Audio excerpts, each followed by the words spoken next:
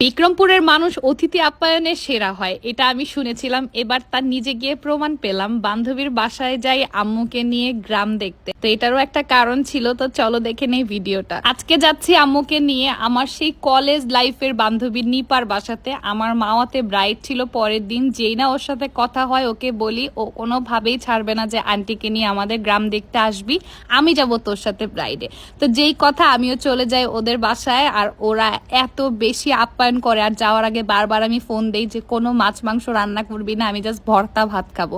তো যেই কথা ও আমাকে বলছে যে এসে ভর্তা বাদে অন্য কিছু পাবি না, কিন্তু যাওয়ার পরে দেখি 12 রকমের ভর্তা করে। বেসিক্যালি আমরা হচ্ছে ওর আপু নিশি আপুর বাসায় যাই, পাশেই ওদের বাসা।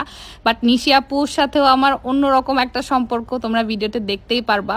মানে বোনের বান্ধবীর জন্য এতটুকু আপ্যায়ন আমার আসলে চিন্তার বাইরে ছিল। এটা জাস্ট আমাদেরকে ওয়েলকাম করার জন্য দুপুরের একটা লাঞ্চ ছিল, যেটার মধ্যে 12 রকমের ভর্তা ছিল, সাথে মাছ ছিল।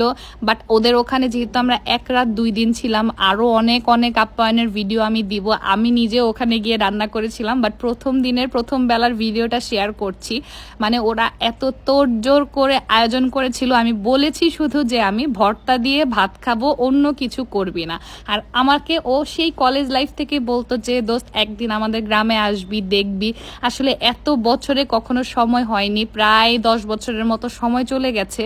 বাট তারপরেও আমাদের সম্পর্কটা কিন্তু আগের মতোই। এরকমই হয়তো হয়, যোগাযোগ না থাকলেই যে বন্ধুত্ব শেষ হয়ে যাবে এরকম বান্ধবীদের দরকার নাই আমি মনে করি। তোমরা বিক্রমপুরের কে কে আছো আমাকে কিন্তু অবশ্যই কমেন্ট করে জানাবে। এটা ছিল নিশি আপু। আপু নিজের হাতে সবকিছু করে, প্লাস আমার বান্ধবী তো হেল্প করেছেই। দুইজন মিলে আমাকে আম্মুকে যেভাবে দুপুরে আপ্যায়ন করে, ভর্তা খেতে চেয়েছি দেখে এত আয়োজন, তারপরে যে আরো কত কিছু করেছে আমি তো সেটার ভিডিও দিব। তো ভরপেট লাঞ্চ করে ওদের হচ্ছে ছাদে গেলাম। ওদের বাসাটা আন্ডার কনস্ট্রাকশন ছিল। আমি অনেক এনজয় করেছি, অনেকদিন পরে গ্রামে গিয়েছি, ওদের সাথে অনেক আড্ডা দিয়েছি। এর মধ্যে ওর দুলা ভাই বলছে আমাদেরকে ঘুরতে নিয়ে যাবে। তো আপুও কাজ শেষ করে ঝটপট রেডি হয়ে আমাদের সাথে বের হয়। সবাই মিলে একটা অটো নিয়ে বিক্রমপুর ঘুরতে বের হই। তো এইখানে ওরা আমাদেরকে একটা বিলের কাছে নিয়ে যায়। এই জায়গাটায় যাওয়ার পরে যেই সুন্দর একটা ওয়েদার পাই, মানে এত সুন্দর বাতাস ছিল, গুড়ি গুড়ি বৃষ্টি পড়ছিল, এই জন্য বেশিক্ষণ থাকতে পারিনি। বাট স্টিল আমরা এখানে অনেকটা সময় কাটিয়েছি। আর প্রতিটা মুহূর্তই আমার কাছে ভালো লেগেছে। আমার কাছে মনে হয় জীবনে এইরকম 2-1টা বান্ধবী থাকলেই হয়। তোমরা তোমাদের বান্ধবীদেরকে মেনশন দিবা অবশ্যই, যারা বান্ধবীর গ্রামের বাড়ি গিয়ে ঘুরতে চাও। আমার কিন্তু এই শখটাও পূরণ হয়ে গেল কাজের থ্রুতেই যাওয়া, কিন্তু তারপরেও আমার এই 2টা দিন যে কি ভালো গিয়েছে।